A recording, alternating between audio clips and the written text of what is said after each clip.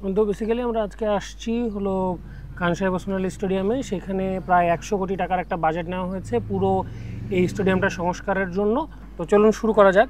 ড্রোনটা উপরের দিকে উঠাই দিয়ে আমরা দেখি উপর থেকে আসলে কেমন দেখায়।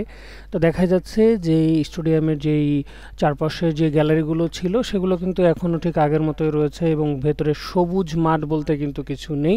আগে থেকে কিন্তু পানি জমে থাকতো, সেই পানি জমে যেন না থাকে সেই জন্য ড্রেনেজ ব্যবস্থার কাজ করার কথা, তবে সেই ব্যাপারে আমরা আপডেট যাই না। পুরোটা দেখতেই পাচ্ছেন বালু ফেলে উঁচু করা হয়েছে এবং সেখানেও কিন্তু কিছু প্রশ্ন থেকেই যাচ্ছে। অনেকে বলছে যে যথেষ্ট পরিমাণ উঁচু কিন্তু করা হয়নি এবং এই পাশের যেই জায়গাগুলো দেখছেন যে টিনের বা গ্যালারির এই সব কিছু সবই কিন্তু একদম ভেঙে চুরে অবস্থা খারাপ। এবং এটা কিন্তু দোতলা হবার কথা ছিল, পিলারগুলো দেখে আপনারা বুঝতে পারছেন। তো সেই জায়গা থেকে কিন্তু পুরো পরিস্থিতিটাই কিন্তু এমন।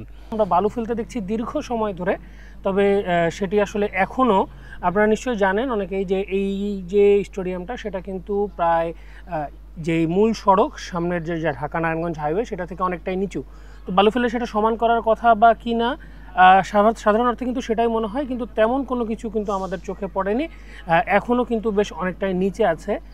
তো আমরা একটু নিচের দিকে নামাই। নিচের এখানে যে পানি জমে থাকার যে ব্যাপারগুলো সেটা কিন্তু এখনও রয়েছে।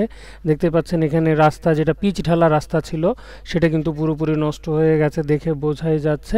আর এখানে কিন্তু এখনও কিন্তু পানি জমে থাকে মাঝে মাঝে, সেটার প্রমাণ কিন্তু এই যে কাদামাটি দেখতেই পাচ্ছেন যে বাইরের থেকেও কিন্তু গ্যালারির একদম পুরো বাজে অবস্থা। আর উপরে এই যে দেখতেই পাচ্ছেন যে শেষ করি আমরা আসলে ভিডিওটা।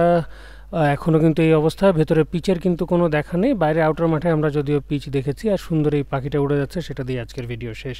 ভালো থাকবেন।